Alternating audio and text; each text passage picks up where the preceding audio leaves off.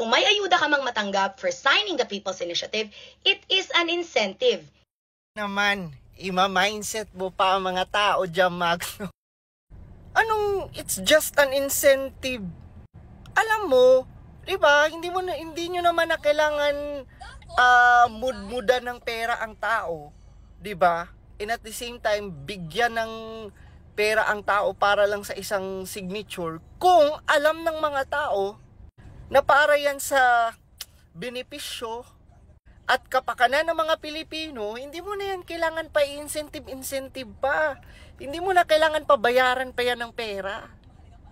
Alam nyo mga Lods, ang problema kasi dito, hindi naman yung tsa-tsa di ba? Kumbaga may mga magagandang epekto at benepisyo ang tsa-tsa.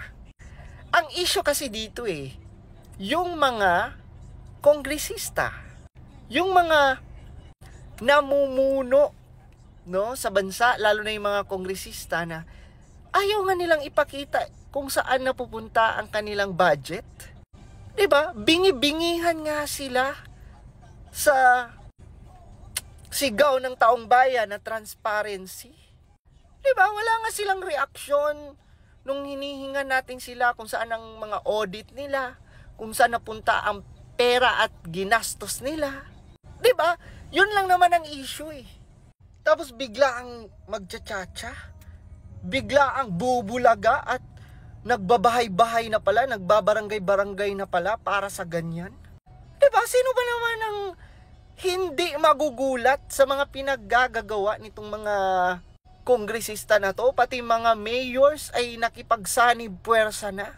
Alam niyo mga Lods, I'm not against sa kung babaguhin nila ang sistema, babaguhin nila para sa kapakanan ng taong bayan, goods ako doon. Pero, kung itataguyod nila yung tsa-tsa na yan para sa sariling kapakanan at para sa interes lang nila, at para lang, di ba, tumagal sila sa pwesto at manatili sila sa kapangyarihan, ibang usapan na yun. Kasi sa napapansin ko right now mga Lods, di ba, ginagamit nilang patibong yang ayuda, pamimigay ng pera. 'Di ba? Yes, hindi pa election, pero yun na nga yung point 'Di ba? Sinisilaw nila ang mga tao sa ayuda, 'di ba? Sa pera, kapalit ang perma. Tapos, 'di ba? Pa-feeling na nakakatulong, tinutulungan ng mga Pilipino. Pero yun pala, inuuto ang mga Pilipino para sa kanilang pansariling interes. Kasi mga Lods, nakapagtaka talaga.